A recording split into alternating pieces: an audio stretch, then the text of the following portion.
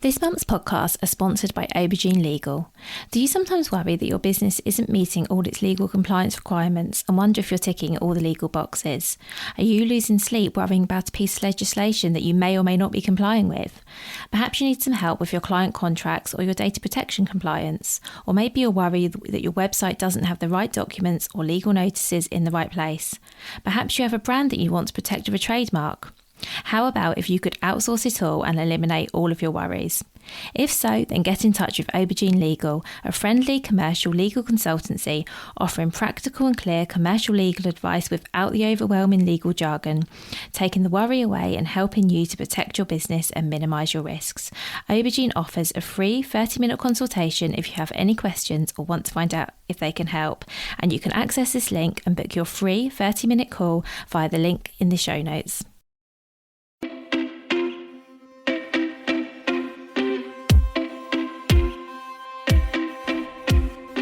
Welcome to the Bring Your Product Ideas to Life podcast. Practical advice and inspiration to help you create and sell your own physical products. Here's your host, Vicky Weinberg. Hello, so today I'm talking to Amanda Davey from Tilia Publishing. So Amanda writes books and produces greeting cards that celebrates the beauties and quirkiness of the world around us in all its richness. The underpinning idea is to help people learn more about what they can see around them without fully realising they're learning. There's unpredictability and non-fiction, and that's definitely where Amanda's heart lies. So Amanda and I had a really interesting conversation about how she got started in photography and publishing her own books, and we also spoke about sort of the change in nature of her business and bringing it online in the last couple of years. So I really hope, as always, you enjoy this conversation with Amanda. I'm going to stop. Okay, are you good to go? So hi Amanda, thank you so much for being here. It's lovely to be here. Oh, thank you. So can we start with you please give an introduction to yourself, your business and what you sell? So I am Amanda Davey and I run a business called Tilia Publishing UK. We write our own books and produce our greeting cards that celebrate the beauty and quirkiness of the world around us. The world around us, not just British world, but world. And we've been doing that since 2014 on the greeting cards, 2015 on the books. And it's a great thing to do. So how, so I know that you got started in 2014 with the card. So how did you get started and what inspired you? Well, I've always taken photographs since I was given a Kodak Instamatic at the age of 10, but got frustrated with taking the tops of the heads of penguins rather than the full penguin, and then really got going with it when I got a single lens reflex where you can actually see through the viewfinder what you're photographing, but had never really done it on a commercial basis properly, and then in 2013 we were rammed by a bus at traffic lights. Twice he hit us and I got fairly crippling whiplash, and that does sort of focus your mind about what your aims are, what you want to do, what you haven't yet started doing. And we did some of the recuperation was going around the South Downs taking photographs, and the shops that you go into in the South Downs, it's incredibly hard to find decent photographs of the South Downs. And so we started producing cards that related to the beautiful places in the South Downs, or we call them the nooks and crannies of the South Downs, because there are some lovely non-iconic places as well as the iconic places. And I also started working on my grandfather's autobiography, and that became our first published book. And that all came out of the mindset that was triggered by being rammed by a bus and in chronic pain. That's such a scary experience. I'm so sorry you went through that. And what were you doing prior to that experience? As in, were you doing something completely different, and was photography a hobby? Or Well, I'm trained as a geographer and as a landscape architect. oh wow. And both of those embrace virtually everything. It is incredibly hard to find something that is not relevant to either geography or landscape architecture. And one of the jobs that I had, I used to do about 12 different things in the office. So I've always done a rich variety of different things. And when I went freelance in 2004, as doing support services to landscape architects and people related to landscape architecture, so a lot of our tree people, then that was also to keep that variety. And so the publishing is an extra client as part of the rich variety of the landscape world. That's really nice to have such a variety of things. If you're the sort of person, which I know you are, Amanda, who enjoys having a variety in your days and your weeks, I think that's amazing to be able to do all these wonderful things that you enjoy and to do them all together. Yeah, it's a Gemini trait. So yeah, and it's crucial, actually. It's like people say you should have a project. I need to have multiple projects because that's just how my mind works. And it enriches everything that I do to have other things that are going on at the same time. And so it's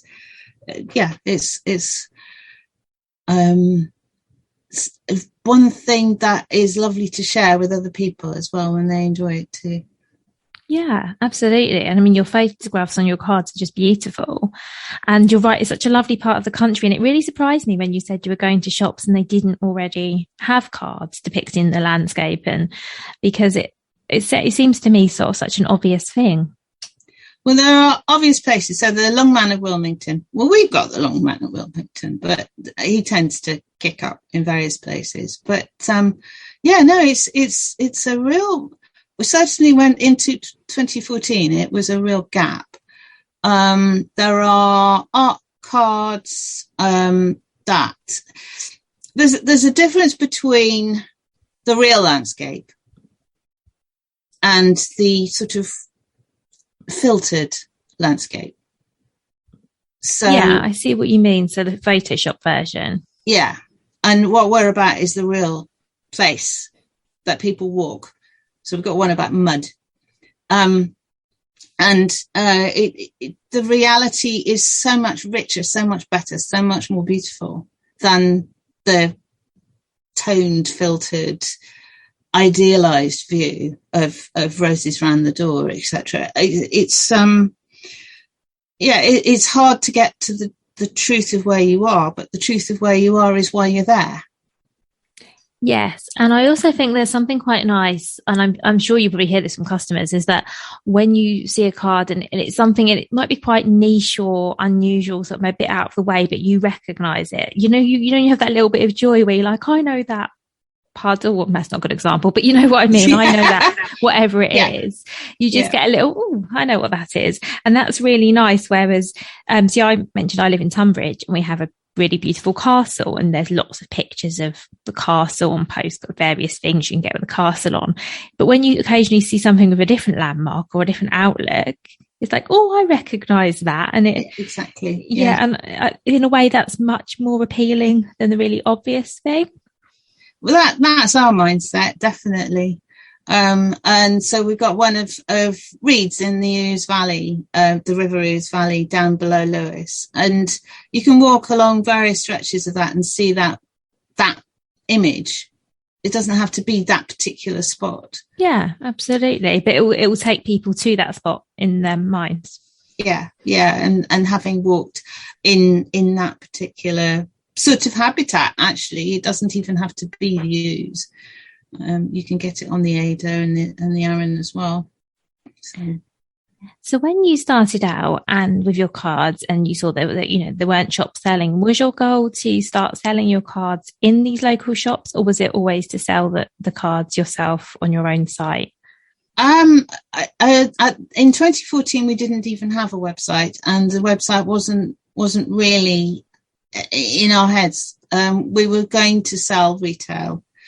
There's a lovely organisation called the Ladder Club, which is greeting card producers. It's like a training program for greeting card producers and support place, and they do a lot of retail, and you go to the trade shows, and we were doing a lot of small fairs, and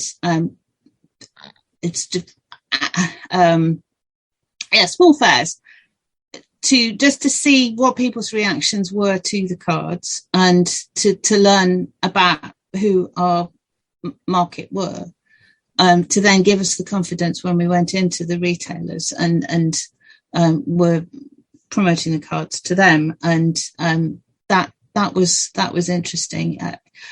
It's an interesting retail landscape, though, the South Downs. It's not your ideal. Somewhere up north is fantastic, but the South Downs is a tougher gig because it's very intense. There's a lot of people trying.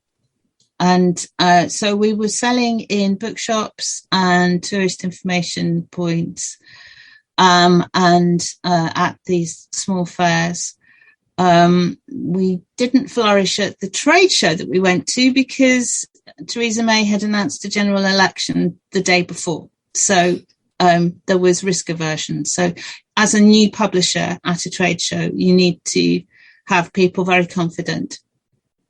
And so if people are not confident in the slightest, then they will only go to the people that they actually have dealt with before. So that was one of life's little lessons, I suppose, in coping strategy. Since the pandemic, sadly, some of our retailers have gone. And so the focus is much more on the website. And as you know, the pressure to open up on Amazon is building. So we're probably moving more towards our online presence as a result of all of that. Yeah, thank you for explaining all of that. So was it after COVID, so post 2020, that you actually set up your website? The website was set up in 2015 in a big rush because we launched my grandfather's autobiography in the September, and then whoops, where are people actually going to be able to buy it? Because in the time of working on it, when I was first working on it, we had a publisher, but my grandfather was absolutely adamant that his guidance to me was to do short, pithy sentences. And this lovely publisher who had agreed to take on his book, wanted his book, craved his book because of who he was, he wanted to string the short, pithy sentences together into longer sentences, which seemed very odd in this modern era where you're supposed to do short, pithy sentences. So because it was such a big deal and it was obliterating the author's voice, we decided to self-publish, given that the skills were in-house anyway. And so launched it in the Institution of Civil Engineers Library in September. Mad panic. Oh, whoops, we need a website. And thanks to meeting somebody at a networking event, the next day she met somebody else who worked for a business that actually did do the sort of website that we needed. We were up and running in December, because e-commerce websites are not as fun as I've worked on loads of websites, but an e-commerce website needs to sit on a totally different structure to a bog standard sort of leaflet type website. Of course. And then there's all the added functionality as well that you need to have, and the data protection and the ability to take payments and all of that. Yeah, it's I'm not surprised actually how popular sort of e-commerce website builders have become, things like Shopify, because I imagine to create a website of all that functionality that looks good, that works from scratch, isn't an easy thing to do. No, it's not easy to do, even when you have actually been used to using HTML and building the leaflet type websites. So our website provider is Create. They're called Create. They're based in Brighton, and they are ethical. So that's an extra boon. It's a nice price. They're incredibly responsive. And it's been a total joy to have them ever since December 2015. So that was quite a few years now. That's a really long time. But it sounds like you weren't really focusing on the website as much initially. No, it was just a presence, really. We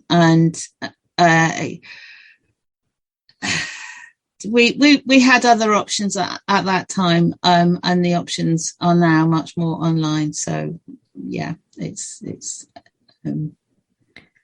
how the world has gone. Yeah. So remind me, when did you take the decision to say, okay, we're going to put our entire range onto the website and really start selling there? Well, they've always been lurking there. We thought, well, retailers can have a look, but the retailers don't go have a look. Not that way. They like to have the printed matter. Well, certainly they did when we were really pushing them. All feedback from retailers gratefully received. If I'm doing it wrong, but they need more words. So we've been putting more words in because Google likes words. Oh, okay. In terms of the actual words count on the page. Yeah, different words. They don't like repetitive stuff. I think with websites, something I'm certainly learning is there's always something to do. You know, you sort of think you've cracked it, and then either advice changes or you just learn more, or you learn something that you just didn't know. I shared, actually, it was on another podcast episode, that I didn't realize what alt text was for on images. I had been given the impression that the alt text was to aid with SEO, but of course that's not what it's for. It's to help people who can't actually see the image. So that obviously resulted in quite a big job sort of on my website, updating the alt tags for every single image, which is really worthwhile, and I'm pleased I've done it. However, I feel like, you know, soon there will be something else. I think a website is always evolving, isn't it? And even if you've got a fantastic website that looks good and works really well, it's certainly not something you can just, well, I think if you want a successful website, that whatever your aims are, and obviously when I say successful, that would, you know, for everyone, that's different. But I certainly think that you do need to work on it, because something else I've learned, which I'm sure you're also aware, is that Google likes it when you update your site. So you can't just set it up and leave it, which I was certainly guilty of when I had my products business. I had a really lovely Shopify site. Something I was definitely guilty of was going, well, I've got a really nice site, so I can leave that now and that will take care of itself. Actually, not really the case. No. And I'm still trying to get my head around that alt text thing. That was absolutely fascinating, that insight that she gave on that. I thought alt text was sort of, well, I'll do that someday. So I'm now, when I'm putting new things on, much better at putting alt text in. Not perfect. It's a work in progress, but I think most things for a lot of us are a work in progress, are they? Because we can't be perfect at everything. I think as long as we're sort of consistently improving, doing our best. I think even on the podcast episode we're referencing is one I did with Jodie about accessibility, which I'll link in the show notes. And something she was really clear on is that, you know, you don't have to do everything and you don't have to do everything now, but as long as you have good intentions and you're trying to improve and you're making small steps, then that is progress. So nobody worry that you need to go and do anything on your website right now to make it more accessible. I think as long as, as you're saying, as you're adding more images, you're being conscious of that. I think that's great. I just wanted to come back to when you were selling just in stores. Well, not just in stores. I know you were selling in markets as well, but how did you get your product stocked in those stores and information centres? Was it a case of walking in and saying, do you want to sell these? Or was it something more than that? And I know we're going back 6 years here and things may have changed, but I'm always curious as to how you actually get your stuff on the shelves. Yeah, apparently what you're supposed to do is ring up and make appointments. We didn't do that because we thought that would immediately get them saying no. When you're very early doors, you don't have that. We've been going for the last 8 years. So that gives you a bit more credibility if you've got a bit of longevity when you're trying to make those calls. But in the early days, we were just sort of going in with a stack of cards and smiling nicely. And one lady was absolutely horrendous. She decided to stop having cards, which seems to me to be very odd, because there is an initiative called Just a Card, where if somebody goes into a retail outlet and buys just a card, just one card from that retailer, that could mean the difference between them succeeding or failing. So why people would stop stocking cards, I don't understand. But anyway, that's just odd. She was odd. She was very rude. But some of them just went, oh, wow, yes, please. That was nice. Some of them said, leave them with us and we'll have a think. There's different stages, different layers that you go through. So a lot of the big card producers have spinners that they put into shops. So this is why you'll see so many of the spinners. And then they have an agent who will go in and check and make sure, and then there's invoices and stuff that go with that. But we've never been in that league. We've been smaller numbers. And so there's a lovely bookshop in Petworth who that sale came about as a result of buying a map and chatting about why I was buying the map. And so he said, oh, I'd love to see your cards. So I went out to the car, got them, took them back in. So we've had several years of working with him on the back of buying a map. Yeah, see, that's a really nice story. And I don't know much about rights and wrongs of getting stocks in retailers. It was never a route I went down myself, I'll be honest. But I do think there's a lot to be said for the personal touch. And I am sure that if you're in a position to, walking in with your product and saying, would you like to look at this? I imagine is probably one of the best things you can do, because they get to see you, they get to see what you're selling.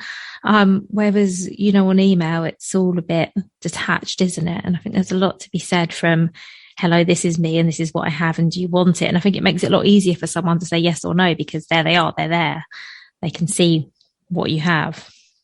Yeah, I think the trouble is it's hit or miss. Sometimes, say if you get the wrong time of day or they're desperate if they're desperate for a sale and you're in there, then that can make them panic. It's been a very interesting ride, the dealing with the retailers ride, because everybody has a different personality. And so how you deal with the different personalities can affect how successful you are with working with them. So some need very florid and some need just very businesslike. And that that's so unpredictable. Absolutely. And while I personally like the idea of just being able to say, okay, here I am, and this is what I have. But then, of course, you have to take into account that not everyone likes that. Not everyone wants to just be approached. It can feel a bit hostile or a bit too much, can't it? And then also, you just don't know someone's situation. Like you say, you don't want to turn up at their busiest time of the day, or the time when, I don't know, they've unboxing new stock or whatever it is. It is really tricky. But it sounds like you've taken a great approach. We had a lovely one where there'd been an event in the greeting card industry. It sort of Meet the Dragons is what they call it, I think, where the big retailers were meeting the newer publishers, I think, or certainly a range of the publishers. And we weren't able to go to that, and we've yet to go to it.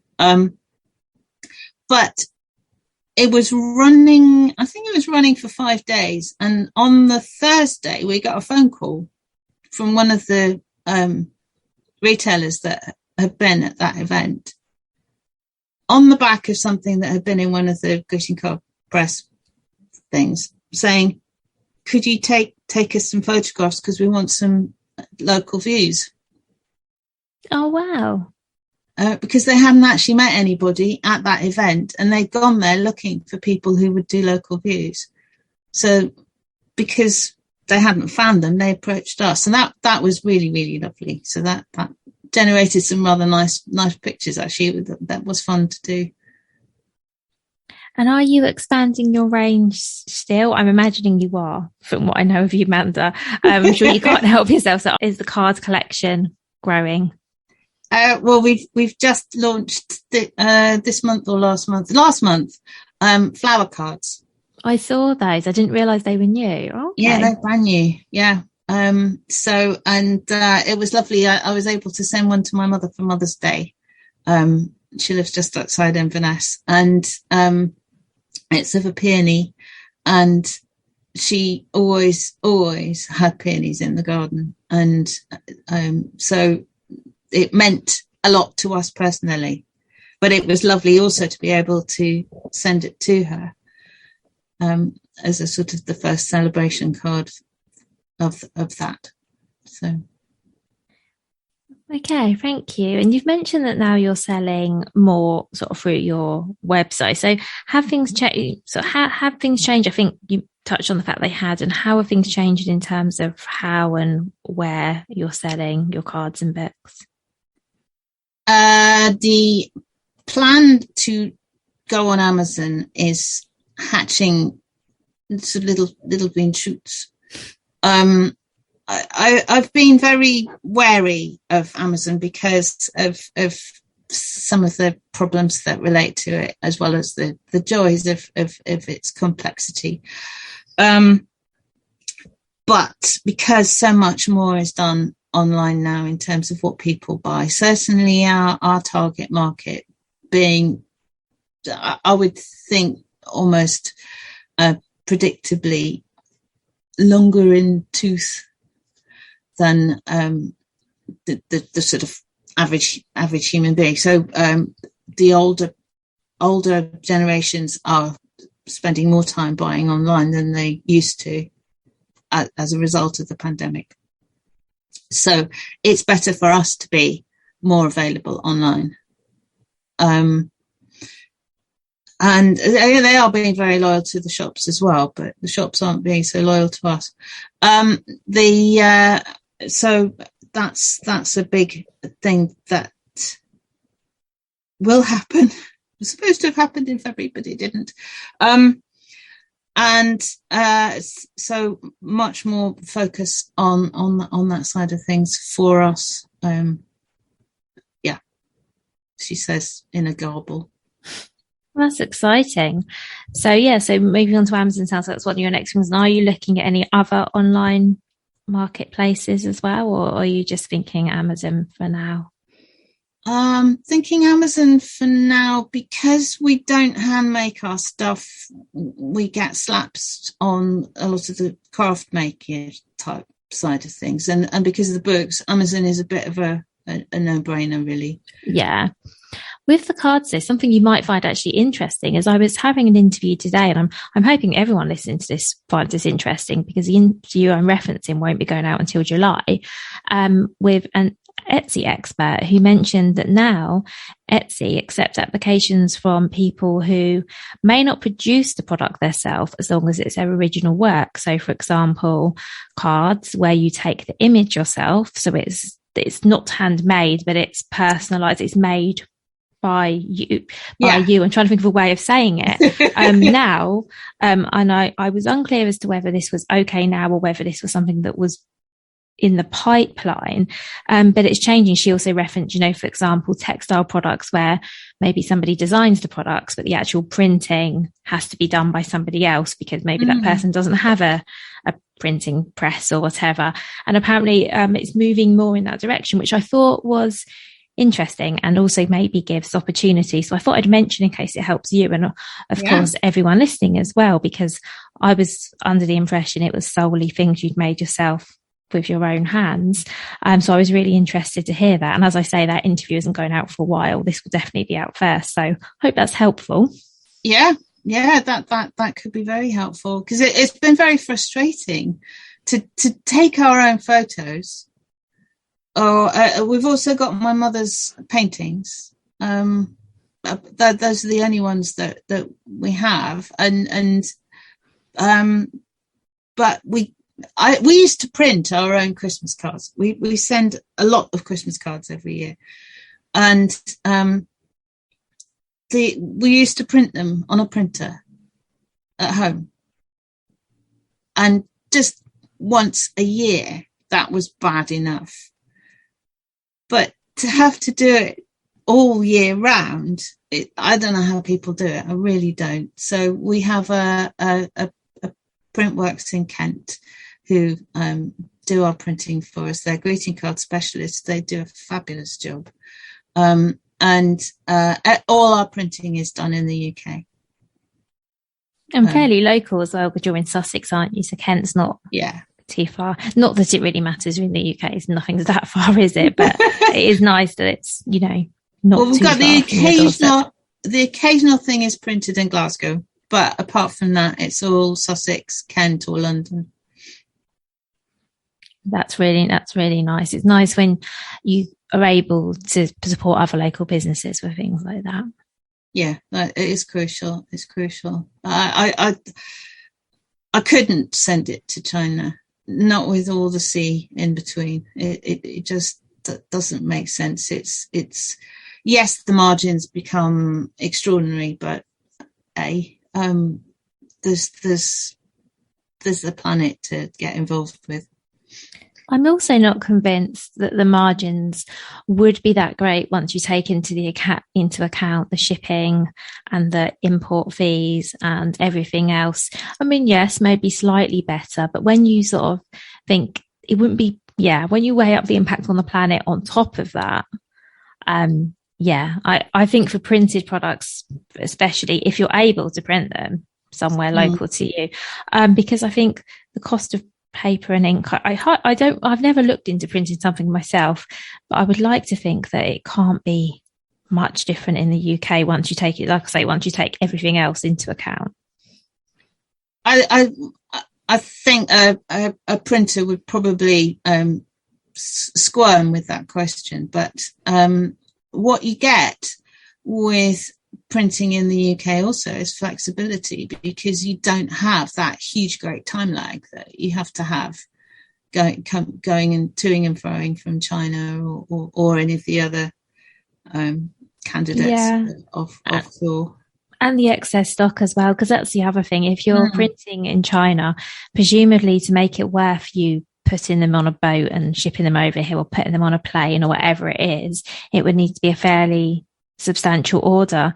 Whereas, and then of course, if those cards aren't sold immediately, they might be sitting in a box for a while. There's that sort of element of it as well. Whereas I guess if you're printing in the UK and the turnaround's pretty good, you can print smaller batches and just know that you're producing what you're reasonably going to sell, which is also nice in terms of not just producing lots of, waste isn't the right word, So, I hope you know what I mean by that. I know exactly what you mean. Yes. I mean excess, because there's nothing worse, is there, than sort of having boxes and boxes of something sat around that isn't moving.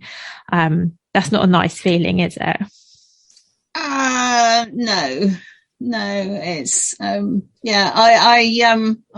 got overexcited with one print run. I thought that that it would do better than it did. So we do have boxes and boxes and boxes of that, but it'll shift. It does shift. So it's not what it's. I mean, I'm speaking of someone who's done exactly that. My first product was producing. The first product I sold was manufactured in China, and the first round I ordered a lot, and I got them all shipped over here, and then they did sell, but they took longer than I wanted, and there were boxes sitting around for a long, long time, and it is not a nice feeling. And then also sort of the waste element. I say waste isn't the right word, because I mean, they were going to be sold, but I started to feel almost guilty, thinking, well, I could have got half of this, and it started to feel a bit wasteful, and I don't think that is exactly the right word that I mean, but it just felt like, why did I get so many, basically, was what it came down to. It's like having a nag, isn't it? It's just sort of going nuh-uh at you.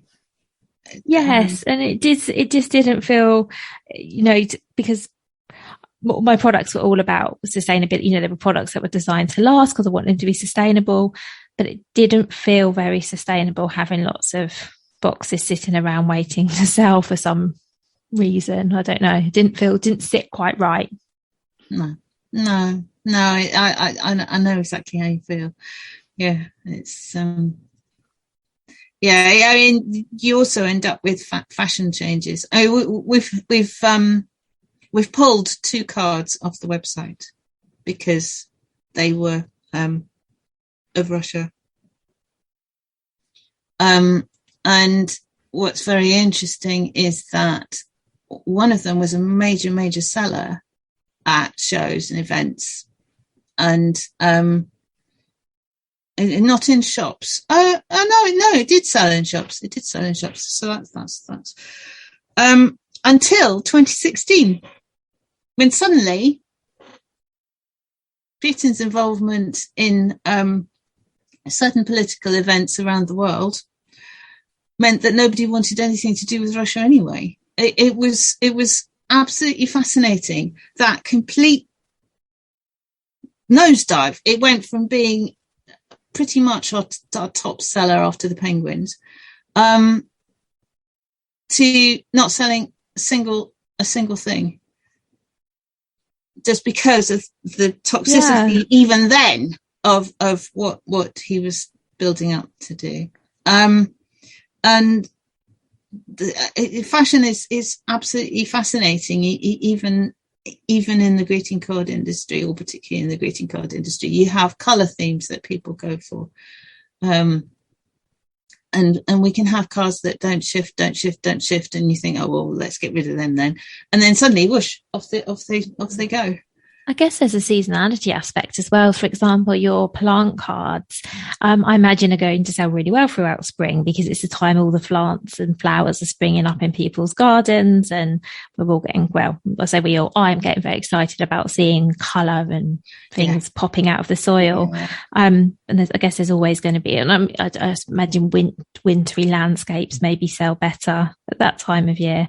But what's great, I think, about your business model and the fact you have your printing done locally and you can control it, is that presumably you can move cards in and out of your range as you need to. You can be adaptable, and I think that's fantastic. Yeah, that's the idea.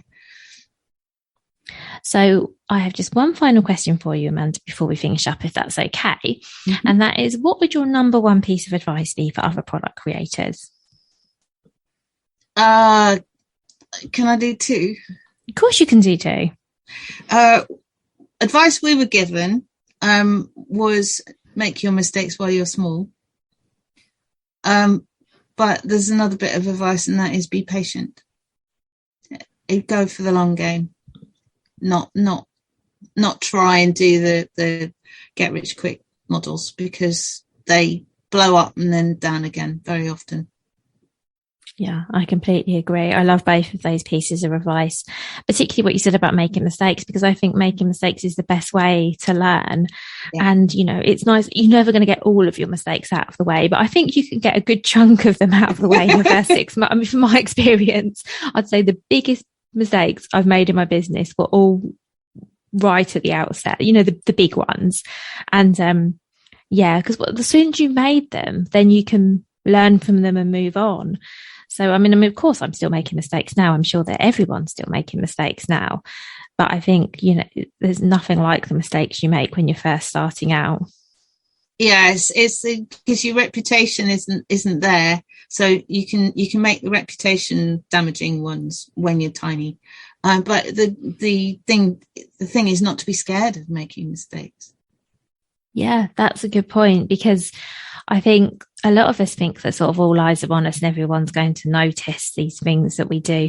But actually, very few people, I think, notice or care even about some of the things that we're doing. I think everyone's wrapped up in their own thing, aren't they? But sometimes a fear of what people think stops people from trying. But actually, I think a lot of people aren't really watching what you're doing. And I mean that in the nicest possible way.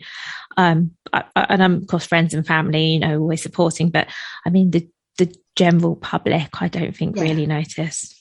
Yeah, they've got other things on their minds most of the time. Yes, that's very reassuring. Thank you.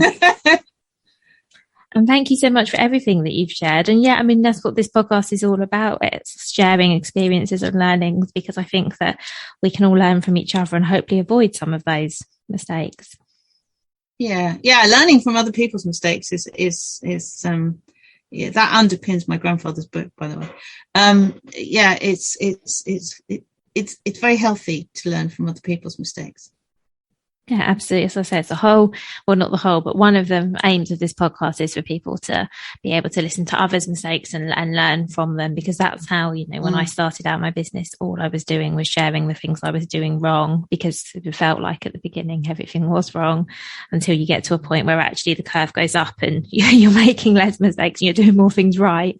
But I think it's so invaluable, isn't it, to know the pitfalls that other people fell into, so you can avoid them yourself, because none of us know what we don't know. No, and also not to feel that it's just you, that everybody goes through this stuff. That's a reassuring one as well, isn't it? Oh, absolutely. It's so reassuring, because sometimes you have a bit of imposter syndrome, or feel like, what you're doing is on full view of the world and you're just failing publicly, but you're not, and everyone else is, and no one even cares that much. I think knowing all of that, while it sounds a bit harsh, and I don't mean it that way at all, I think it is quite comforting to know that actually no one really thinks it's as much of a big of a deal as what you do, and no one's really watching, and everyone else is doing the same and probably worrying about the same things. Have you heard the story of the frogs climbing the Eiffel Tower? No, I haven't. There's a whole load of frogs were climbing the Eiffel Tower, little hoppy frogs, and one by one they fell back down. The crowds down the bottom were jeering at them, going, "You'll never reach the top of the Eiffel Tower. You're far too small." And then eventually one of them got to the top, and interviewed by the press afterwards, they discovered that he was deaf. Wow. Makes you think, doesn't it? So, just go for it. It's the underpinning thing, isn't it? Well, thank you. Thank you for ending with that positivity as well. That's a really nice place to finish. Thank you so much for all you've shared. I've loved talking about you. Obviously, I was aware of you and what you did, but it's really lovely to get to actually ask you questions about your business and find out more. So thank you for sharing your time with me. Thank you for sharing it with me, the podcast. I know what you mean. Thank you. Thank you so much for listening all the way to the end of this episode. If you enjoyed it, please do leave me a review. That really helps other people to find this podcast. Make sure you subscribe so you don't miss any future episodes, and do tell your friends about it too if you think that they also might enjoy it. You can find me at vickyweinberg.com. There you'll find links to all of my social channels. You'll find lots more information, all of the past podcast episodes, and lots of free resources too. So again, that's vickyweinberg.com. Take care, have a good week, and see you next time. If you've been inspired to start a podcast in 2024, I really recommend my podcast host, Captivate. Captivate were my top pick when I started podcasting 4 years ago because of how easy it was for a complete novice like me to get started. I've stuck with them for the last 4 years because Captivate is still really simple to use. They keep adding great new features like the ability to share ads like these, and they've just been really reliable. So when you're ready to start your own podcast, you can use the link in the show notes and get a free 7-day trial with Captivate.